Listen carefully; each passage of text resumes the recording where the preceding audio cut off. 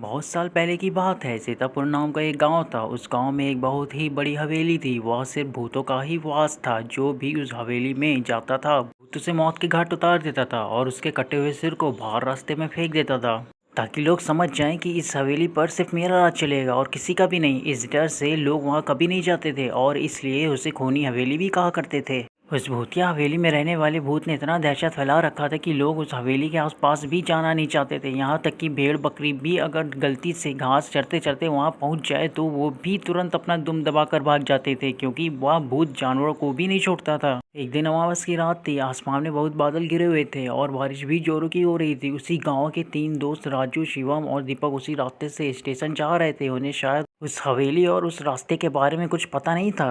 रात के 1:15 का ट्रेन का समय था और ये तीनों करीब 8 बज के लगभग घर से निकल गए थे। बारिश इतनी ज़्यादा थी कि रास्ते में सामने का कुछ दिख नहीं रहा था। ये गाड़ी उस हवेली से गुजर रही थी। सामने पूरा अंधेरा था और आसमान में बिजली जैसी चमक रही थी। वह हवेली और भयानक लग रही थी। तीनों की किस्मत इतनी खराब थी कि उनकी गाड़ी उस हवेली के ठीक सामने ही आकर खराब हो गई। ड्राइवर बोला, साहब लग रहा है कि इंजन में पानी चला गया है, गाड़ी स्टार्ट ही नहीं हो रहा है। इसको ठीक करने में शायद 1 घंटा लग जाएगा। तब तक आप लोग इस हवेली में जाइए, जैसे ही गाड़ी ठीक हो जाएगी मैं आप लोगों को वापस बुला लूंगा। ड्राइवर की बात सुनकर राजू, शिवम और दीपक हवेली के अंदर चले गए। हवेली बहुत ही सुंदर और चमकदार थी। अंदर थोड़ी सी रोशनी थी और ऊपर सीढ़ियों से एक बूढ़ा सा आदमी एक हाथ में लाठी और दूसरे हाथ में लालटेन लेकर नीचे उतर रहा था। राजू ने उससे पूछा, बाबा क्या हम यहाँ थोड़ी देर रुक सकते हैं? बाहर बहुत तेज बारिश हो रही है और हम इस तेज बारिश की वजह से बीच रास्ते में फंस गए हैं। उसने पहले तो उन तीनों को गौर से देखा और बोला, ठीक है रुक जाओ। फिर जब वे तीनों हॉल में पहुंचे तो उन लोगों ने देखा कि हवेली बहुत ज़्यादा बड़ी थी और उससे कई गुना ज़्यादा खूबसूरत भी थी। वहाँ एक दीवार पर एक आदमी की बहुत बड़ी तस्वीर लगी हुई थी,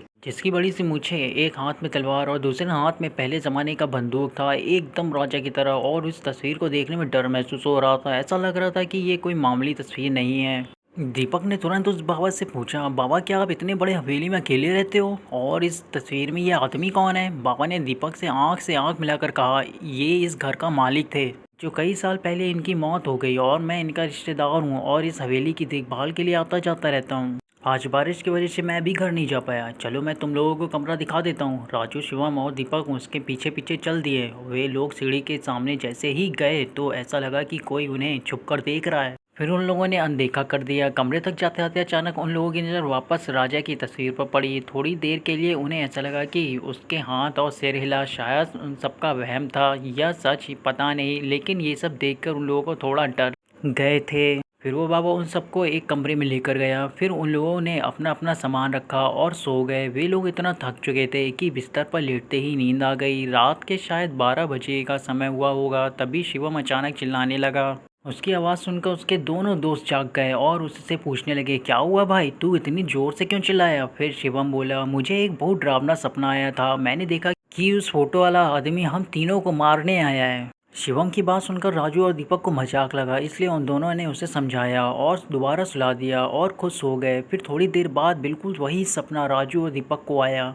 इसके बाद तीनों डर गए। अब उन लोगों को इतना तो समझ आ गया था कि एक ही सपना तीनों को नहीं आ सकता। इस हवेली में कुछ तो गड़बड़ है। शायद ये कहीं भूतिया हवेली तो नहीं है। दीपक ने जल्दी से जाकर दरवाज़ा खोलने की कोशिश किया, लेकिन वो बाबा बाहर से दरवाज़ा बंद करके चला गया था। अब उन लोगों को समझ नहीं आ रहा था कि क्या करें। डर के मारे सबको जोरों से प्यास लग रही थी। साथ में पानी लाए थे, लेकिन एक ही घुट पीने में सब पानी खत्म हो गया। फिर तीनों खिड़की से आवाज़ लगाने लगे, लेकिन बाहर से कोई जवाब नहीं आ रहा था। दीपक ने अपना मोबाइल उठाकर फ़ोन करना चाहा, लेकिन वह नेटवर्क ही नहीं था। सब कुछ बहुत अजीब हो रहा था। अब उसके साथ आगे क्या होने वाला था ये किसी को पता नहीं था, लेकिन उन्हें समझ आ गया था कि वो बहुत बुरी तरह से फंस गए हैं। पूरा एक दिन और रात बीतने के बाद उनके कमरे का दरवाज़ा खुला। बाहर पूरा सन्नाटा था और जो बाबा उनको मिला था उसका भी कोई पता नहीं था। जैसे ही दरवाज़ा खुला तीनों पागलों की तरह दौड़कर कमरे से बाहर निकले और हवेली से बाहर निकलने का रास्ता ढूंढने लगे, लेकिन बाहर जाने का कोई रास्ता नहीं था। फिर सब लोग ऊपर चले गए और वहाँ से नीचे कूदने का सोचा, लेकिन हवेली इतना ऊंचा था कि उन लोगों का हिम्मत ही नहीं हुई। उदास होकर सभी वापस नीचे गए। सबको बहुत तेज भूख और प्यास लगी थी। सब जगह देखा, लेकिन उन्हें ना ही कुछ खाने को मिला और ना ही कुछ पीने को। नल तो था, लेकिन उसमें पानी नहीं आ रहा था। सब थक के एक जगह पर बैठ गए और अब क्या करें यही सोचकर एक दूसरे से पागलों की तरह बर्ताव करने लगे। थोड़ी ही देर में शाम हो गई और उस भूतिया हवेली के अंदर एक शैतानी माहौल बनना चालू होने लगा। लगा। थोड़ी देर में अंधेरा हो गया और तीनों दोस्त आपस में लड़ने लगे। ऐसे ही उन लोगों की रात बीत जाती है। फिर दूसरे दिन सुबह होती है और फिर से सबको दोबारा से भूख और प्यास लगने लगती है। सुबह फिर से सब लोग पानी खोजते हैं। तभी अचानक शिवम का पैर सीढ़ियों से फिसल जाता है और उसके पैर से खून निकलने लगता है। खून को देखते ही राजू और दीपक पागलों की तरह खून को पीने लगते हैं। तभी शिवम कहता है, अरे पागल हो गए हो क्या तुम लोग? क्या कर रहे हो? जानवर हो क्या? शिवम की बात पे कोई भी ध्यान नहीं देता है और उसके खून को पीते रहते हैं। खून को पीने से उसकी थोड़ी सी प्यास बुझ जाती है, लेकिन अब भूख के मारे उसकी जान निकलने लगी। रात हो गई थी। राजू और दीपक के अंदर शैतान समा गया था। वे दोनों शिवम के ऊपर टूट पड़े और उससे नोचने लगे। खूनी खेल चालू हो गया था। उस भूतिया हवेली में जो शैतान रह रहा था वो उन दोनों को अपने बस में कर लिया था। थोड़ी ही देर में राजू और दीपक शिवम के शरीर को काट काट कर टुकड़े टुकड़े कर दिए और उसके मांस को खाते रहे और खून को पीते रहे। शिवम की जान बची ही कितनी थी, इतने दिन का भूखा दोनों से बच नहीं पाया। शिवम की मौत हो गई थी। राजू और दीपक काफी देर तक उसका मांस खाते रहे, जैसे कोई जानवर दूसरे जानवर का मांस नोच कर खा रहा हो। ऐसा लग रहा था कि उन लोगों के अंदर का इंसान मर गया हो। कुछ देर बाद रात हो गई। खून पीकर मांस खाकर दोनों को अब बहुत जोरों की नींद आने लगी और वे जहाँ थे वहीं सो गए। सुबह हुई। दोनों थके हालात में से सो के उठे, लेकिन प्यास और भूख उनका पीछा कहाँ छोड़ने वाली थी। अब दोनों एक दूसरे का शिकार करने के लिए सोचने लगे। राजू ने चालाकी से एक दरवाजे के पीछे छिप गया और जैसे ही दीपक कमरे में आया वैसे ही राजू ने उसका सर पकड़कर दीवार में दे मारा। उसका सर फटकर दो टुकड़े हो गया।